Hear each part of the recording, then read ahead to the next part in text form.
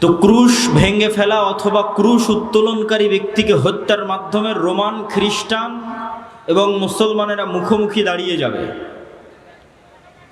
আর Roman খ্রিস্টানদের সাথে মুসলমানদের এই যুদ্ধ হবে পৃথিবীর ইতিহাসের সবচেয়ে ভয়াবহ যুদ্ধ। মালহামা নামটি এখন অনেক পরিচিত, আর ইংরেজিতে আরমাগেডন নামটি অনেক পরিচিত। বাইবেলের প্রফেসি অনুযায়ী শেষ জামানায় এক ভয়ঙ্কর যুদ্ধ হবে, যেটিকে তারা বলে আরমাগেডন, ভয়ঙ্কর যুদ্ধ। ওইটারই ইসলামিক টার্মিনোলজি, পরিভাষা অনেকেই মনে করে যে আল মালহামা বা আল মালহামা আল কুবরা, ভয়ঙ্কর যুদ্ধ। যেই যুদ্ধের মতো ভয়ঙ্কর যুদ্ধ অতীতে কোনোদিন হয়নি, পরে ভবিষ্যতে আর কোনোদিন হবে না।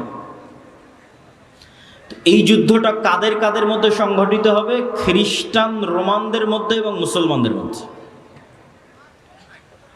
রাসূলুল্লাহ সাল্লাল্লাহু আলাইহি ওয়াসাল্লামের ভাষা অনুযায়ী সেই দিন খ্রিস্টানেরা একত্রিত হবে তাহতা সামানিনা রায়া, ৮০টি পতাকার অধীনে। তাহতা কুল্লি রায়াতিন, প্রত্যেক পতাকার অধীনে ইসনা আশারা আলফ, ১২,০০০ করে সেনাবাহিনী থাকবে, যোদ্ধা, ফাইটার। তো ৮০টি পতাকার অধীনে ১২,০০০ করে সেনাবাহিনী থাকলে ক্যালকুলেটরে চাপলে দেখবেন প্রায় ৯.৫ লক্ষ থেকে ১০ লক্ষ মানুষ নয়, শুধু যোদ্ধা, তথা ১০ লক্ষ যোদ্ধা একত্রিত হবে মুসলমানদের বিরুদ্ধে যুদ্ধ করার জন্য। রাসূল সাল্লাল্লাহু আলাইহি ওয়াসাল্লাম এই যুদ্ধের জায়গার নামও বলে দিয়েছেন, বলেছেন লা তাকুমুস সাআ, ততদিন কিয়ামত হবে না যতদিন না হাত্তা তুকাতিলুনার রোম, যতদিন না তোমরা রোমানদের বিরুদ্ধে যুদ্ধ করেছো বিল আমাক ও বিদাবিক, আমাক এবং দাবেক নামক জায়গায় যতদিন না তোমরা রোমানদের বিরুদ্ধে যুদ্ধ না করেছো ততদিন কিয়ামত হবে না। তো এই আমাক এবং দাবেক নামক জায়গাটি বর্তমান সিরিয়া এবং তুরস্কের সীমান্তবর্তী অঞ্চল। সিরিয়ার সীমান্তবর্তী ইদলিব, আলেপ্পো, আরবিতে বলে হালব, ইংরেজিতে বলে আলেপ্পো।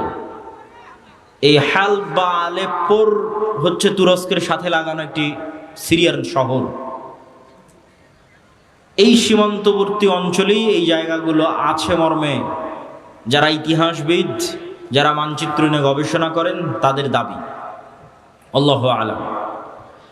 এই যুদ্ধের ভয়াবহতা বলতে গিয়ে রাসূলুল্লাহ সাল্লাল্লাহু আলাইহি ওয়াসাল্লাম বললেন, সেই দিন এই যুদ্ধে এত মানুষ মারা যাবে। আরেক বর্ণনা অনুযায়ী এই যুদ্ধ প্রায় ৪ দিন ব্যাপী চলবে, পঞ্চম অথবা ষষ্ঠতম দিনে গিয়ে বিজয় হবে, অথবা চতুর্থ। তো ৪ দিন যুদ্ধ চলবে। প্রথম ৩ দিন ফলাফল ছাড়াই যুদ্ধ শেষ হবে, শুধু মৃত্যু আর লাশ, লাশের সারি আর মৃত্যু। আর চতুর্থতম, পঞ্চমতম অথবা ষষ্ঠতম দিনে গিয়ে বিজয় নির্ধারণ হবে মুসলমানদের। লাশের সংখ্যা এবং সারি বলতে গিয়ে রাসূল সাল্লাল্লাহু আলাইহি সাল্লাম বলেছেন যে একটি পাখি যদি আকাশে উড়ে তাহলে ১ মাস উড়লেও মানুষের লাশ যেহেতু শেষ হবে না, লাশের দুর্গন্ধ যেহেতু শেষ হবে না, সেহেতু পাখি দুর্গন্ধ মুক্ত ফাঁকা জায়গায় বসতেও পারবে না। পাখি পড়ে মারা যাবে, তবুও কোনো ভালো বসার মতো ফাঁকা জায়গা পাবে না ১ মাস উড়লেও। তাহলে এখান থেকে একটা পাখিকে উড়িয়ে দিলে ১ মাসে সে যতদূর যাবে, এই পুরো এরিয়া যদি চতুর্দিক থেকে মাপা হয় তো দেখা যাবে সবই লাশ। তাহলে কত লক্ষ, কত কোটি মানুষের লাশ হতে পারে আল্লাহু আলাম। রাসূল সাল্লাল্লাহু আলাইহি ওয়াসাল্লাম বলছেন, গনিমতের বন্টনে কেউ সন্তুষ্ট হবে না। কেন? ওয়ারিসই নাই। সন্তুষ্টি কেমনে হবে? ওয়ারিস নাই। ওয়ারিস নাই কেন? এক বংশে যদি ১০০ জন সদস্য থাকে তো ৯৯ জনই মারা যাবে, একজন বেঁচে থাকবে, তাহলে তো কোনো ওয়ারিস নাই। যেহেতু কোনো ওয়ারিস নাই সেহেতু কোনো আনন্দ নাই। তো গনিমতের মাল বন্টনে আনন্দ হবে না, কেননা ওয়ারিস বিহীন হবে সবাই, পুরো বংশের সব মারা যাবে, একজন বেঁচে থাকবে। রাসূলুল্লাহ সাল্লাল্লাহু আলাইহি ওয়াসাল্লাম এই মালহামা বা এই ভয়ঙ্কর যুদ্ধ এটির বর্ণনা দিতে গিয়ে বলেন, মুসলমানেরা সেই দিন ৩ ভাগে বিভক্ত হবে। সুলুসুন ইয়াহজিমু, ৩ ভাগের ১ ভাগ যুদ্ধের মাঠ থেকে পালিয়ে যাবে। লা ইয়াতুবুল্লাহু আলাইহিম আবাদান, আল্লাহ সুবহানাহু ওয়া তাআলা এদের তওবা কোনোদিন কবুল করবেন না। ইসলামে কবিরা গুনাহের যে লিস্ট আছে, তালিকা আছে, এই কবিরা গুনাহের তালিকায় শিরক সবচেয়ে বড়। তারপরে বিভিন্ন হাদিসে আছে পিতামাতার অবাধ্যতা, বিভিন্ন হাদিসে আছে নিরপরাধ মানুষকে হত্যা, বিভিন্ন হাদিসে আছে প্রতিবেশীর স্ত্রীর সাথে জেনা। এই যে কবিরা গুনাহ, সবচেয়ে বড় কবিরা গুনাহের যে তালিকা, এই সবচেয়ে বড় কবিরা গুনাহের যদি সর্বোচ্চ 10টা তালিকা করা হয়, তার একটা জিহাদের মাঠ থেকে পলায়ন করা। কিন্তু কবিরা গুনাহ যত বড়ই হোক, তওবা আছে, শিরকেও তওবা আছে, যতক্ষণ শ্বাস আছে। সব অধিকাংশ সাহাবী তো মুশরিক থেকে ইসলাম গ্রহণ করেছে, শিরক করে তারপরে যে ইসলাম গ্রহণ করেছে। এখনো যারা ইসলাম গ্রহণ করেছে তো শিরক থেকে ইসলাম গ্রহণ করেছে। তাহলে শিরকের তওবা নাই মানে মৃত্যুর পরে কিয়ামতের মাঠে আল্লাহ চাইলে স্বেচ্ছায় এমন অনেক গুনাহ বান্দার মাফ করে দিতে পারে যেটার তওবাই ও করেনি। বুঝাতে না পারলে এটা আমার ব্যর্থতা। এমন অনেক গুনাহ আমরা করেছি যেটার তওবা আমরা করিনি, ইস্তেগফার করিনি, ক্ষমা চাইনি, তাও আল্লাহ ওই গুনাহ তার দয়ায় মাফ করে দিতে পারেন কিয়ামতের মাঠে। কিন্তু ওই যে দয়ায় মাফ করে দিবেন কিয়ামতের মাঠে আল্লাহ, ওই লিস্টে শিরক থাকবে না। এটা হলো শিরকের গুনাহ আল্লাহ ক্ষমা করবেন না। যে বান্দা যদি লাউ আতাইতুম, তুমি যদি আসো বিকরাবিল আরদি খাতায়া, আসমান জমিন পূর্ণ গুনাহ নিয়ে, তাহলে আমি আল্লাহ আসমান জমিন পূর্ণ ক্ষমা নিয়ে উপস্থিত হব। তো এই যে আসমান জমিন পূর্ণ গুনাহের কোনো গুনাহ আপনি জানেন, কোনো গুনাহ ভুলে গেছেন, কোনোটার তওবা করেছেন, কোনোটা করেননি, তাও আল্লাহ দয়া করে মাফ করে দিবে। কিন্তু করবেন না কোনটা? শিরক। কিন্তু যতক্ষণ শ্বাস আছে ততক্ষণ সব গুনাহের ক্ষমা আছে, শিরকেরও ক্ষমা আছে। তো রাসূল সাল্লাল্লাহু আলাইহি ওয়াসাল্লাম বলছেন, যারা ওই যুদ্ধের মাঠ থেকে পলায়ন করবে এদের তওবা কবুল হবে না। 3 ভাগের 1 ভাগ, সুলুসুন, 3 ভাগের 1 ভাগ শহীদ হয়ে যাবে আল্লাহর রাস্তায়। রাসূল সাল্লাল্লাহু আলাইহি ওয়াসাল্লাম বলছেন তারা হচ্ছেন আফজালু শুহাদাইল আরজ, পৃথিবীর সর্বশ্রেষ্ঠ শহীদ। আল্লাহু আকবার। তারপরে বলছেন 3 ভাগের বাকি 1 ভাগ, 1 ভাগ তো পালিয়ে গেল, 1 ভাগ মরে শেষ, আর 1 ভাগ তারা বিজয়ী হবে। এরা বিজয়ী হওয়ার পর এই বিজয়ী দল ইয়াফতাতিহুনাল কুসতুনতুনিয়া, কনস্টান্টিনোপল বিজয় করবে। এই কনস্টান্টিনোপল, কুসতুনতুনিয়া হচ্ছে আজকের তুরস্কের ইস্তাম্বুল, যেটা দীর্ঘদিন তুরস্কের রাজধানী ছিল। এখন রাজধানী আঙ্কারা, কিন্তু ইস্তাম্বুল সবচেয়ে ঐতিহাসিক শহর। সুলতান মুহাম্মদ আল ফাতেহ ইস্তাম্বুলকে বিজয় করেছিলেন। কিন্তু হাদিসের ভাষায় বোঝা যাচ্ছে কিয়ামতের পূর্ব মুহূর্তে, দাজ্জাল প্রকাশের পূর্ব মুহূর্তে পুনরায় মুসলমানেরা তুরস্ক বিজয় করবে, তথা মুসলমানদের বর্তমান যে তুরস্ক মুসলমানদের হাতে আছে, এটি মুসলমানদের হাতে নাও থাকতে পারে। না হলে কনটেক্সট মিলানো কঠিন যে কিয়ামতের পূর্ব মুহূর্তে মুসলমানেরা তুরস্ক কিভাবে বিজয় করবে। এই ঘটনারই ধারাবাহিকতায় আর এক হাদিসে, আমি কিন্তু এক হাদিস বলতেছি না, বিভিন্ন হাদিস থেকে যুক্ত করতেছি।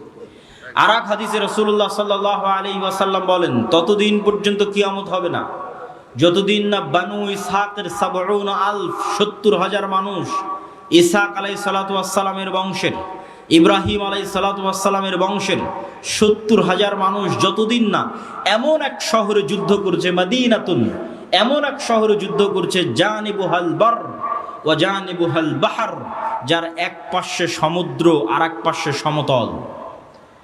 কোন শহর? আলেম ওলামা মতভেদ করেছেন। কেউ বলেছেন এটি ইতালির রাজধানী রোম, কেউ বলেছেন এটি তুরস্কের ইস্তাম্বুল, কুসতুনতুনিয়া, কনস্টান্টিনোপল। ইতালির রাজধানী রোম হওয়ার পক্ষে আর একটা জয়ীফ হাদিস আছে, যে রাসূল সাল্লাল্লাহু আলাইহি ওয়াসাল্লামকে জিজ্ঞেস করা হচ্ছে যে উম্মতে মুহাম্মাদি কোন শহর আগে বিজয় করবে কিয়ামতের পূর্ব মুহূর্তে, কুসতুনতুনিয়া না রোমিয়া? কিন্তু হাদিসের সানাদ দুর্বল।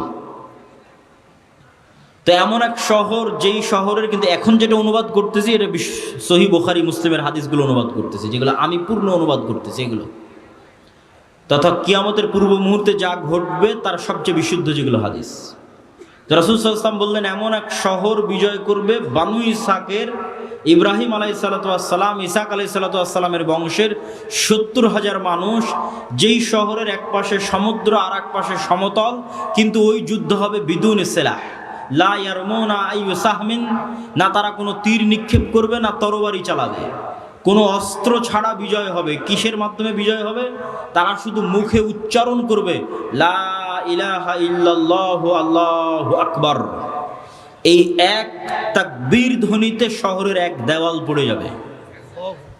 দ্বিতীয় তাকবীর ধ্বনিতে শহরের দ্বিতীয় দেওয়াল পড়ে যাবে। তৃতীয় তাকবীর ধ্বনিতে শহরের তৃতীয় দেওয়াল পড়ে যাবে। মুসলমানেরা বিনা বাধায়, বিনা রক্তপাতে এবং বিনা অস্ত্র প্রয়োগে ওই শহরে প্রবেশ করবে।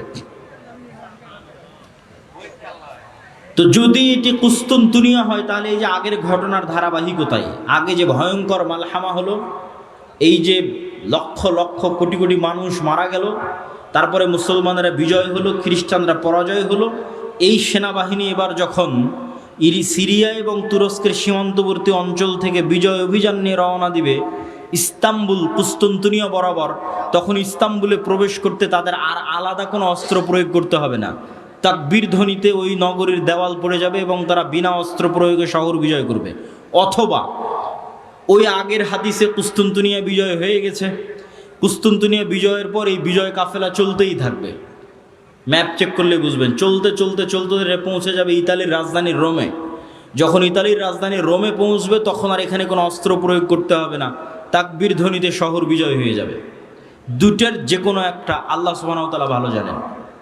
এই ঘটনার সাথে আরেকটা ঘটনা যুক্ত আছে, যেটা না বললেই নয়। যেই দিন এই মালহামা হবে, এটা ছুটে গেছে বলতে, সেই দিন ওই হাদিসে রাসূল সাল্লাল্লাহু আলাইহি ওয়াসাল্লাম বলছেন, ইয়াখরুজু মিনাল মাদিনা খিয়ারু আহলিল আরজ, মদিনা থেকে যুদ্ধ করার জন্য সিরিয়াতে এসে রোমানদের বিরুদ্ধে যুদ্ধ করবে, এই জন্য মদিনা থেকে তৎকালীন বিশ্বের খিয়ারু আহলিল আরজ, সবচেয়ে আল্লাহওয়ালা তাকওয়াবান পরহেজগার একদল মানুষ বের হবে। আল্লাহু আকবার।